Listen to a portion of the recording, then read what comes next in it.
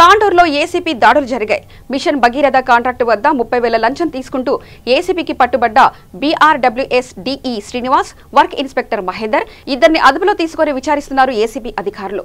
Machine Bhagiratha contract Guruvayya వద్ద RWS Srinivas బిల్లులు చెల్లించేందుకు డబ్బులు డిమాండ్ చేశారు. డబ్బులు ఇస్తేనే బిల్లులు చెల్లిస్తానని మొండికేయడంతో కాంట్రాక్టర్ గురువయ్య ఏసీపీ అధికారులను సంప్రదించారు. మిషన్ భగీరథ కాంట్రాక్టు గురువయ్యకు 22 లక్షల బిల్లు రావాల్సి ఉంది. కాంట్రాక్టర్లు బిల్లు చేయమని శ్రీనివాస్ నెల రోజులుగా కోరినా ఆయన 30,000 ఇస్తే కానీ బిల్లు చేయనని చెప్పడంతో ఆయన ఏసీపీ అధికారులను ఆశ్రయించారు. ఏసీపీ అధికారుల సూచన మేరకు కాంట్రాక్టర్ డిఈ శ్రీనివాస్కు డబ్బులు ఇవ్వడానికి రాగానే శ్రీనివాస్ వర్కింగ్ ఇన్స్పెక్టర్ మహేందర్ కి ఇవ్వాలని సూచించడంతో కాంట్రాక్టర్ వర్క్ ఇన్స్పెక్టర్ మహేందర్ కు డబ్బులు ఇస్తుండగా ఏసీపీ అధికారులు రెడ్ హ్యాండెడ్ గా పట్టుకున్నారు.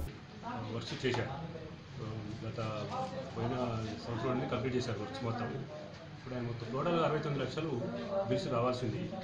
అలా దాదాపు 25 లక్షల వరకు బిల్స్ వచ్చాయి. అయితే మిగతా బిల్స్ కూడా రావాల్సింది. అలా ఎంబుక్స్ అన్నీ కూడా రెడీ అయ్యాయి.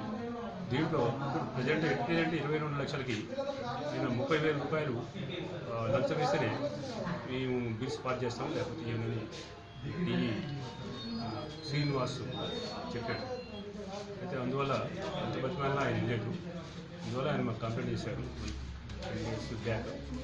అప్పటి నుంచి కూడా మేము ఎంక్వైరీ చేస్తున్నాం. 10 డేస్ నుంచి ఎంక్వైరీ చేస్తున్నాం. ఇది డిఈ శ్రీనివాస్ లంచం డిమాండ్ చేసింది వాస్తవమని కూడా విచారణలో తేలింది.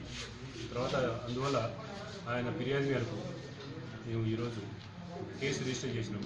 తర్వాత ఈరోజు ఆయన 30,000 రూపాయలు కూడా గురువాయి తీసుకుని వచ్చిన తర్వాత ఆయన కింద పనిచేసే వర్క్ ఇన్స్పెక్టర్ మహేందర్కి డబ్బులు ఇవ్వమని వర్క్ ఇన్స్పెక్టర్కి ఆదేశించాడు. ఆయన దగ్గర డబ్బులు ఉంటాయి తీసుకోండి అని వర్క్ ఇన్స్పెక్టర్కి మహేందర్కి శ్రీనివాస్ చెప్పాడు.